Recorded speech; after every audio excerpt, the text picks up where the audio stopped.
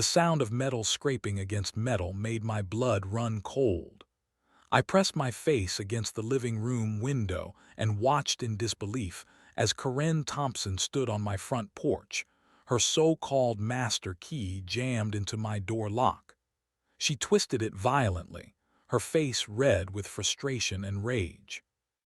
"This is my neighborhood," she hissed into her phone. "I am calling the police right now.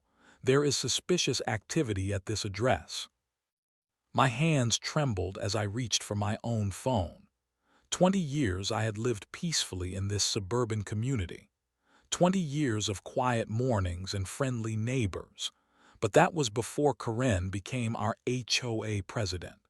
Before she decided that her clipboard and fake authority gave her the right to terrorize anyone who dared to question her power. I had no idea that my son was about to come home from his shift. I had no idea that everything was about to change forever.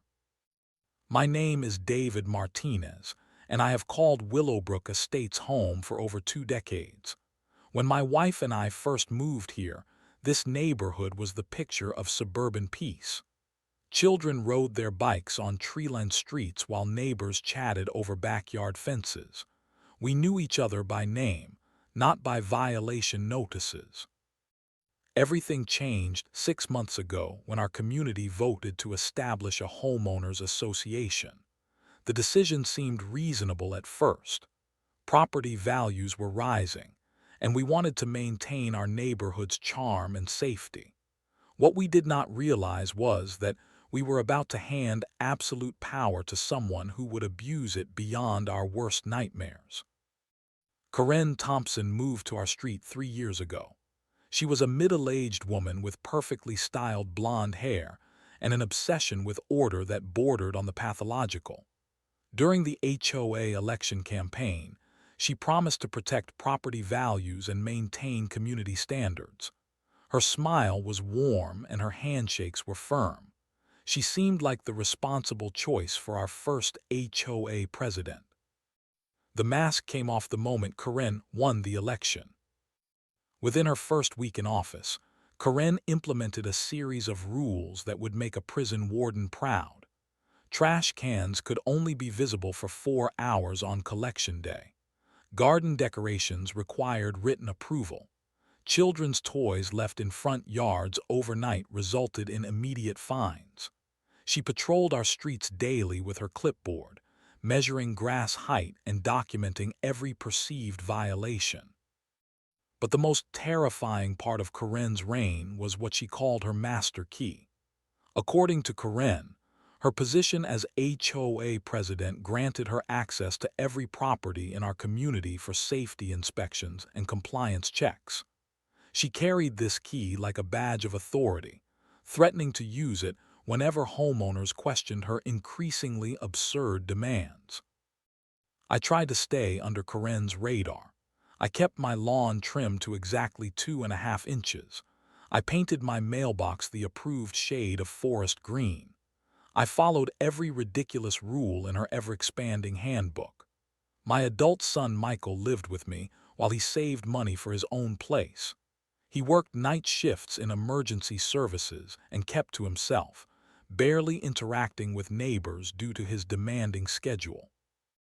Despite my best efforts to remain invisible, Corinne began focusing her attention on my property. She would park her car across the street and watch my house for hours. She asked pointed questions about Michael's schedule and why he came home at odd hours. Her inspections of my property became more frequent and more invasive. The first time Corinne tried to use her master key on my front door, I was at work. My neighbor Mrs. Chen called to tell me she had seen Corinne letting herself into my backyard, claiming she needed to check for code violations. When I confronted Corinne about this invasion of privacy, she simply smiled and tapped her clipboard. "I have the authority to ensure all properties meet community standards," she said. "If you have nothing to hide, you should have no problem with my inspections." That night, I changed all my locks. I had no idea this simple act of self-protection would drive Corinne to the edge of madness. I had no idea that my quiet suburban life was about to become a war zone.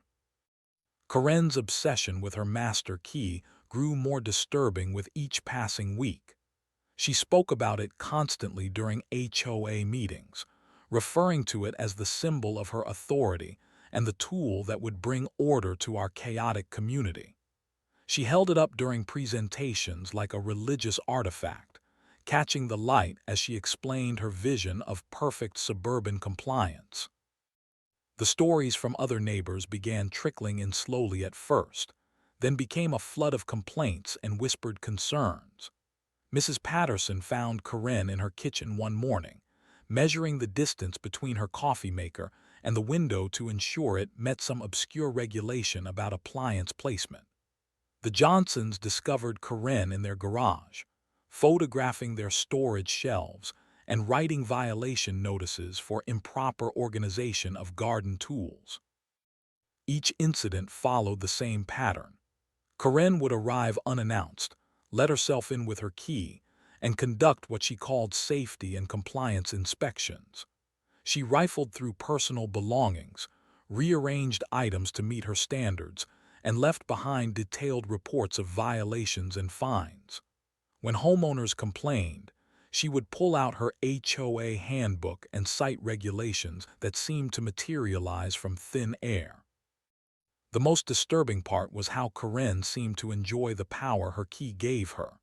Neighbors reported seeing her smile as she documented violations. She took photographs of personal items and family pictures, claiming they were needed for HOA records. She made notes about daily routines, work schedules, and family dynamics, creating detailed files on every household in our community. But my house remained her greatest challenge. Every few days, I would come home to find Corinne standing on my porch, her master key extended toward my front door like a sword that refused to find its target. She would twist and turn the key, her face growing redder with each failed attempt. The sound of metal grinding against metal became the soundtrack of my nightmares. "Your locks are not regulation compliant," Corinne announced during one particularly heated confrontation on my front lawn. "All locks in this community must be accessible to HOA leadership for emergency inspections and safety compliance." I stood my ground, though my heart was pounding. "Corinne, you have no legal right to enter my home without my permission.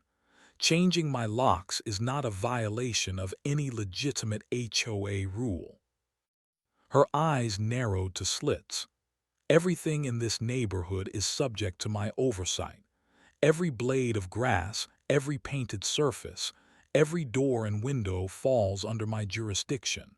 You cannot hide behind changed locks forever." The threats became more specific after that encounter. Corinne began leaving violation notices for infractions that did not exist. My grass was supposedly too long, then too short, then uneven in ways that defied the laws of physics. My mailbox was the wrong shade of green, despite being painted with the exact color she had mandated.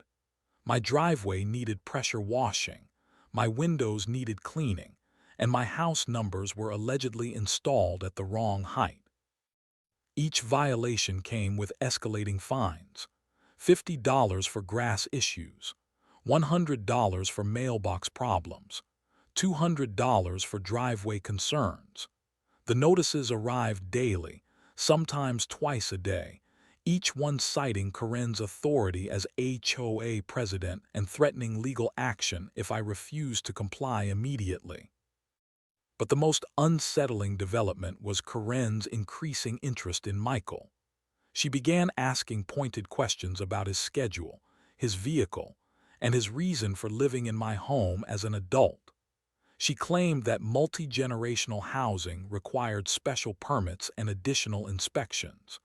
She demanded to know his employment status and whether he was paying rent or violating some housing regulation.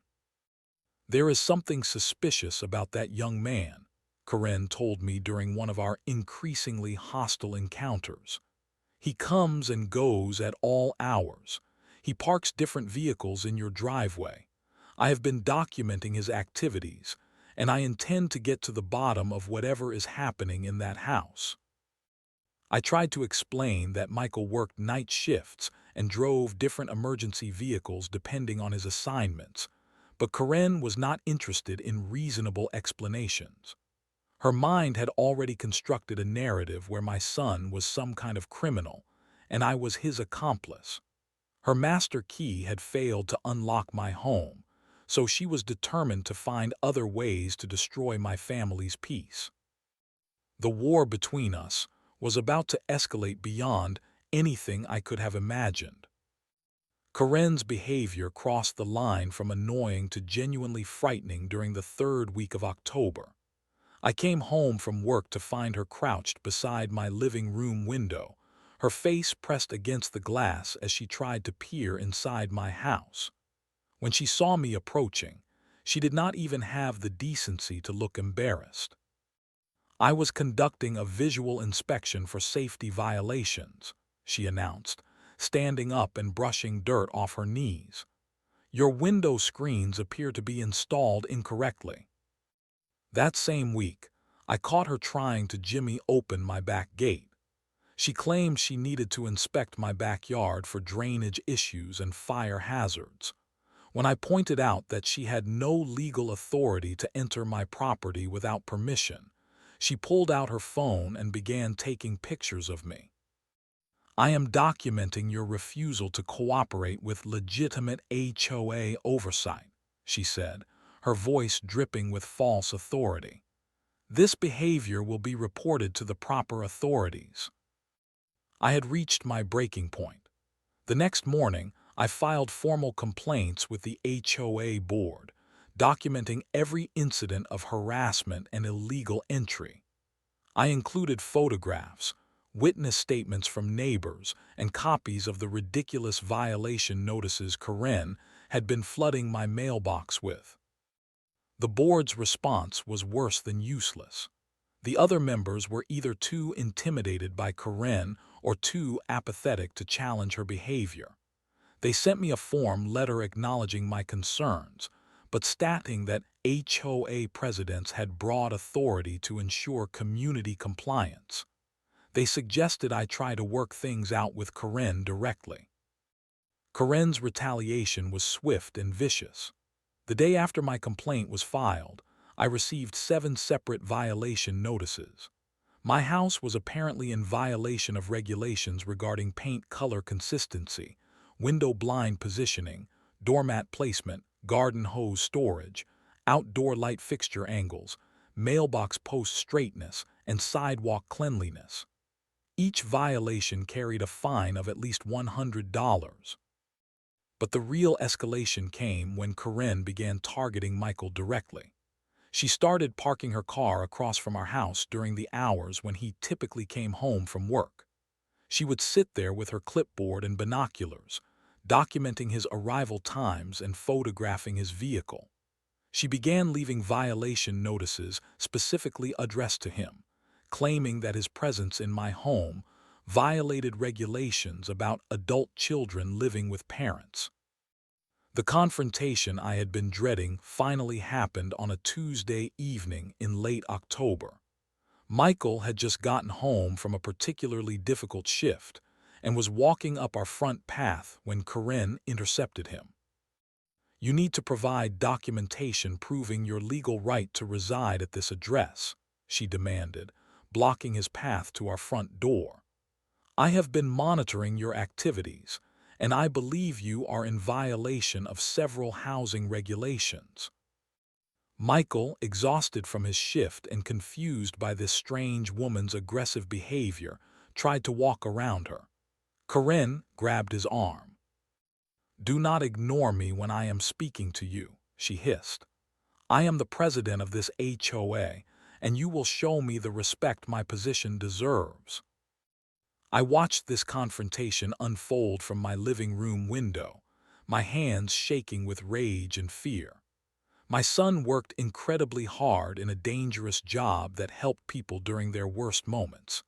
He came home wanting nothing more than peace and quiet, only to be accosted by this power-mad woman who had appointed herself judge and jury of our entire neighborhood. When I rushed outside to intervene, Karen turned her fury on me. "Your son is disrespectful and potentially dangerous," she announced loud enough for half the neighborhood to hear. "I have been researching his background and his employment. There are irregularities that need to be investigated by the proper authorities."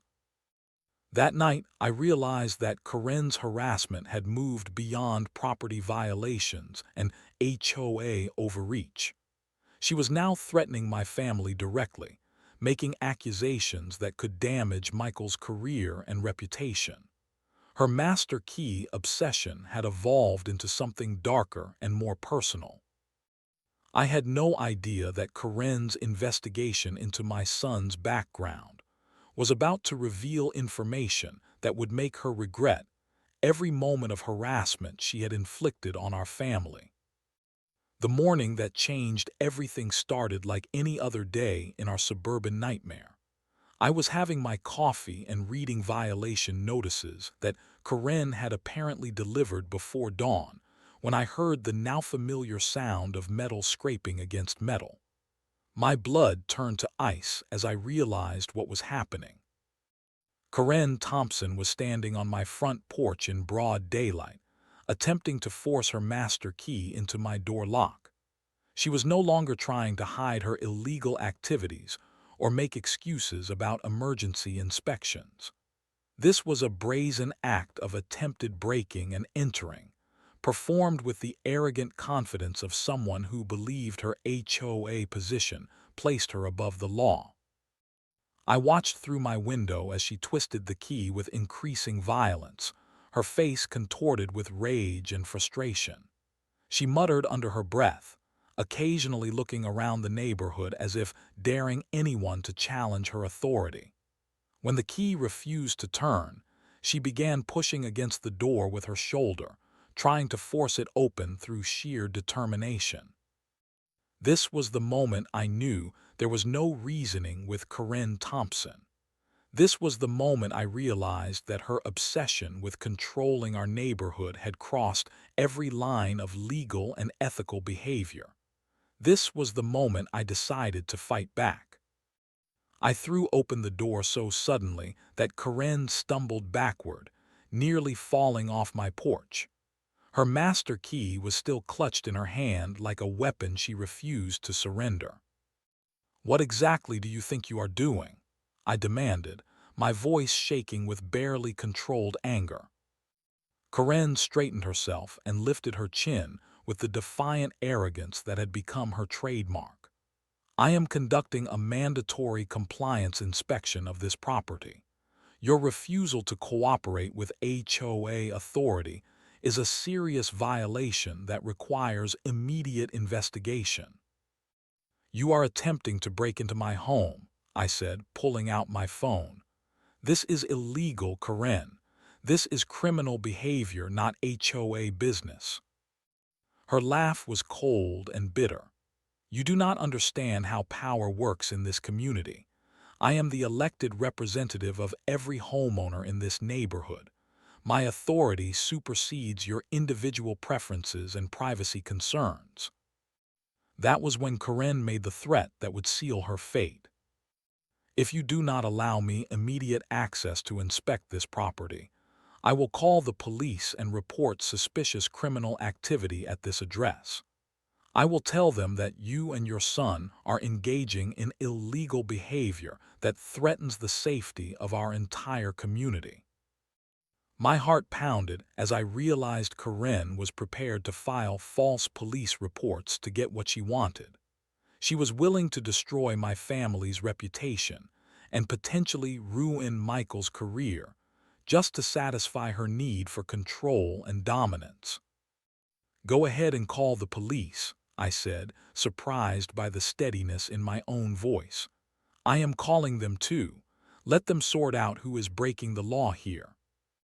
Corinne's eyes gleamed with malicious satisfaction as she pulled out her phone. You have no idea what you have just started. When the police arrive, they will see a responsible community leader dealing with uncooperative residents who are hiding something suspicious.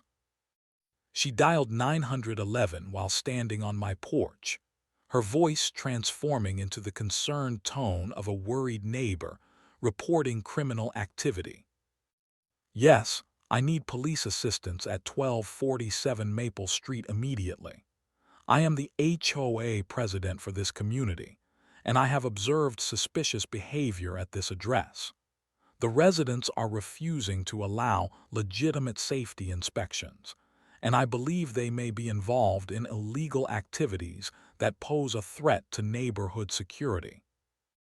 I made my own call to 911, my hands trembling as I reported attempted breaking and entering by someone claiming HOA authority.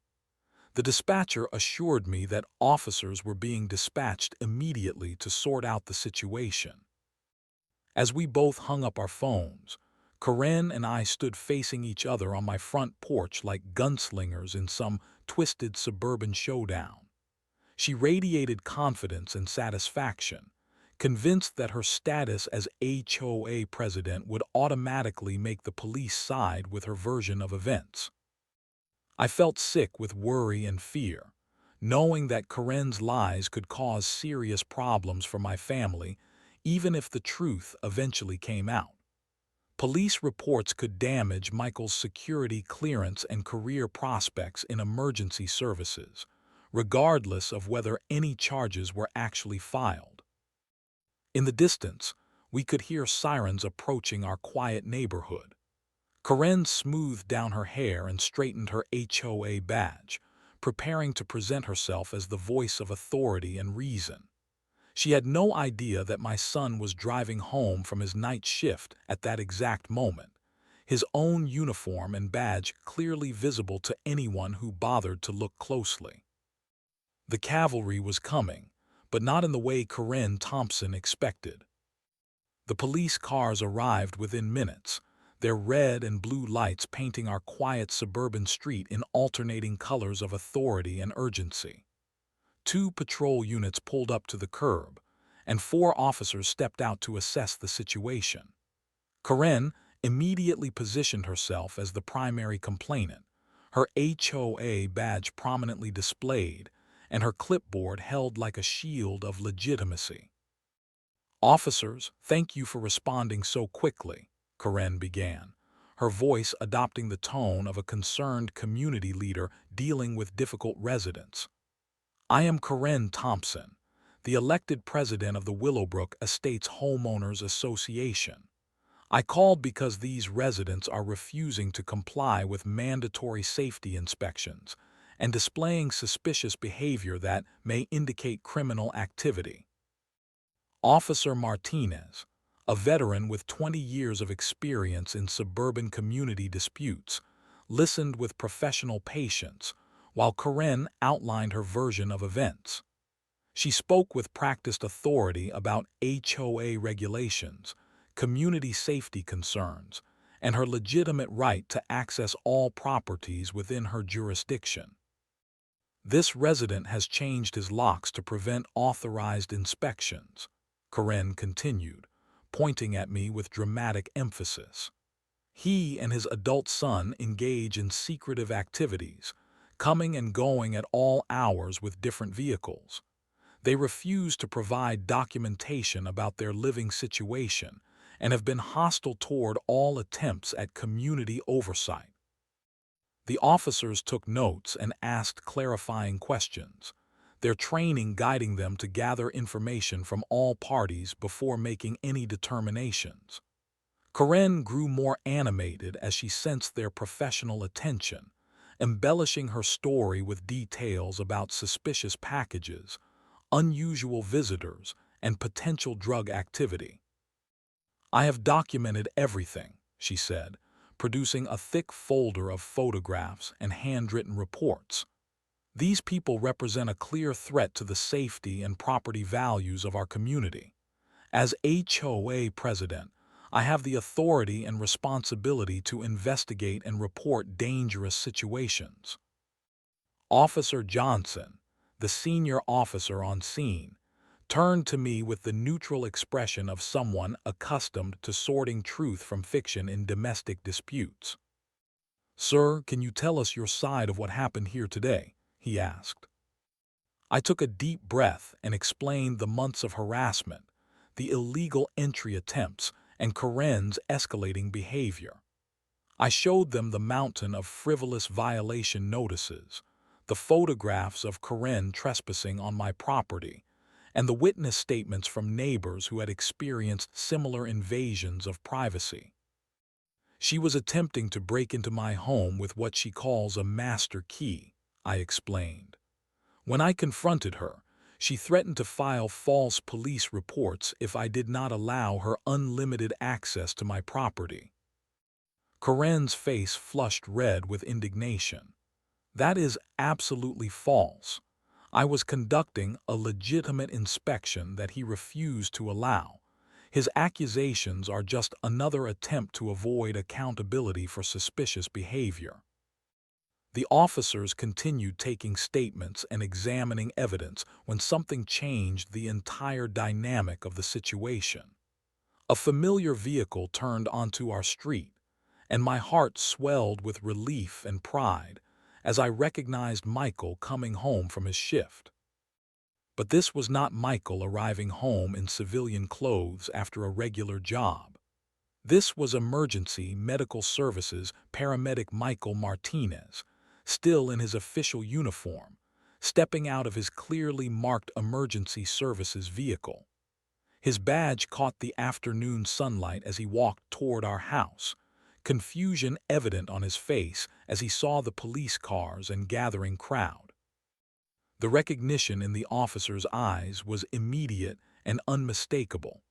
Officer Martinez stepped forward with a smile of professional respect. "Mike, what are you doing here, buddy?" "I live here," Michael replied, looking between the officers and Karen with growing understanding of the situation. "This is my father's house. I was just getting home from my shift at Station 12. The atmosphere on our quiet suburban street shifted so dramatically that it was almost visible. The officers' entire demeanor changed as they realized they were dealing with one of their own emergency services family. Karen's confident expression began to crack as she sensed the power dynamic slipping away from her. "You know this guy?" Officer Johnson asked with genuine warmth. "Know him," Officer Martinez laughed.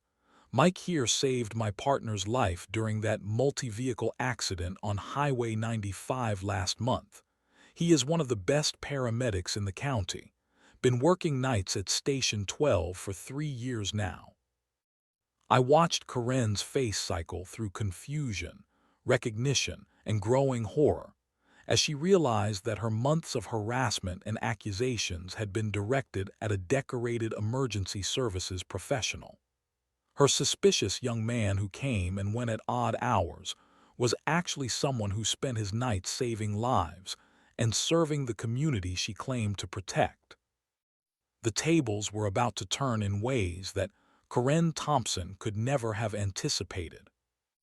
The moment the officers recognized Michael, the entire investigation shifted from community dispute to criminal behavior assessment. Karen watched in growing panic as her carefully constructed narrative crumbled under the weight of actual law enforcement scrutiny. "Wait just a minute," Karen stammered, her voice losing its confident authority. "I do not care what his job is. That does not change the fact that he has been engaging in suspicious activity in this neighborhood." Officer Martinez looked at Karen with the kind of professional skepticism reserved for people who waste police time with frivolous complaints. "Ma'am, you called 911 to report suspicious activity by a paramedic coming home from his shift to save lives. Do you understand how serious it is to file false reports?" "It is not false," Karen insisted, but her voice cracked with desperation. "I am the HOA president. I have the authority to investigate residents who refuse to comply with community standards." Officer Johnson pulled out his notepad and began asking more pointed questions about Corinne's alleged authority and the methods she had been using to enforce HOA regulations. With each answer, Corinne dug herself deeper into a legal hole that was rapidly becoming her grave. "You mentioned having a master key," Officer Johnson said. "Can you show me the legal documentation that grants you access to private property without owner consent?" Corinne fumbled through her folder, producing HOA bylaws and regulations that she had apparently written herself. The officers examined the documents with increasing skepticism, pointing out that HOA authority does not supersede property law or constitutional protections against illegal search and seizure. "Ma'am, these documents do not give you the right to enter private property without permission," Officer Martinez explained. "In fact, what you are describing sounds like trespassing and attempted breaking and entering." That was when other neighbors began emerging from their homes, drawn by the police presence and curious about the confrontation that had been building for months. Mrs. Chen approached the officers with her own folder of documentation. "Officers, I am so glad you are here," she said. "This woman has been breaking into homes throughout our neighborhood for months. She entered my house without permission 3 weeks ago and went through my personal belongings." The Johnsons joined the conversation, followed by the Pattersons and the Williams family. Each neighbor had similar stories of illegal entry, harassment, and threats from Corinne Thompson. The officers found themselves taking statements from a growing crowd of victims who had been too intimidated or confused to report Corinne's behavior individually. "She told us she had legal authority," Mrs. Patterson explained. "She showed us official-looking documents and threatened us with fines and legal action if we refused to cooperate with her inspections." Officer Johnson looked at Corinne with the expression of someone who had just realized they were dealing with a serial offender rather than a simple neighborhood dispute. "Ma'am, how many homes have you entered without permission using this so-called master key?" Corinne's face had gone completely white. The confidence and authority she had projected for months evaporated as she realized that her reign of terror was being exposed in front of the entire neighborhood and documented by law enforcement officers. "I am the HOA president," she repeated weakly, as if saying it enough times would somehow restore her crumbling authority. "I have responsibilities to the community." "What you have is a pattern of criminal behavior," Officer Martinez said firmly. "Breaking and entering, trespassing, harassment, and filing false police reports are serious crimes, regardless of what position you hold in a homeowners association." Michael stepped forward, his paramedic training evident in his calm, professional demeanor. "Officers, I want to make sure you understand that I have been working night shifts at Station 12 for 3 years. I drive different emergency vehicles depending on my assignments, which explains why this woman saw different cars in our driveway. My father can provide documentation of my employment and security clearance if needed." The officers nodded, clearly impressed by Michael's composure and professionalism. The contrast between his measured response and Corinne's increasingly hysterical denials could not have been more stark. "Here is what is going to happen," Officer Johnson announced. "We are going to take statements from everyone who wants to file complaints about illegal entry and harassment. We are going to examine this master key and any documentation of unauthorized property access. And we are going to determine what charges are appropriate for someone who has been systematically violating the rights of an entire neighborhood." Corinne made one last desperate attempt to salvage her position. "You cannot arrest me. I am an elected official. I have immunity for actions taken in my official capacity." The officers exchanged looks that spoke volumes about their experience with people who fundamentally misunderstood the law. "Ma'am," Officer Martinez said with barely concealed contempt, "HOA president is not a government position. You have no legal immunity, and you certainly have no authority to break into people's homes. You are going to be arrested for multiple criminal violations, and I suspect this is just the beginning of your legal troubles." Corinne Thompson, the suburban tyrant who had terrorized our neighborhood with her clipboard and fake authority, was about to learn that real authority does not come from bullying your neighbors. It comes from serving your community with honor and integrity, the way my son had been doing every night while she was plotting our destruction.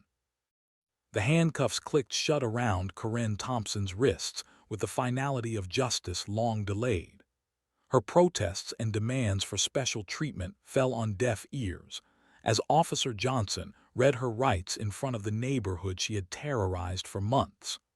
The sight of our former HOA president being placed in the back of a police cruiser felt like waking up from a nightmare that had consumed our peaceful community. "This is a mistake," Corinne shouted from the patrol car window. "I am an elected official. You cannot treat me like a common criminal." But the evidence spoke louder than her denials. The officers had collected statements from 8 different families who had experienced illegal entry and harassment. Corinne's own photographs and documentation of her unauthorized property inspections became evidence of systematic criminal behavior rather than legitimate HOA oversight. The investigation that followed revealed the full scope of Corinne's abuse of power. Detectives found detailed files in her home containing personal information about every family in our neighborhood, including work schedules, family compositions, financial information, and personal habits that she had observed during her illegal inspections. The most disturbing discovery was Corinne's attempt to conduct background checks on residents using online services and social media stalking.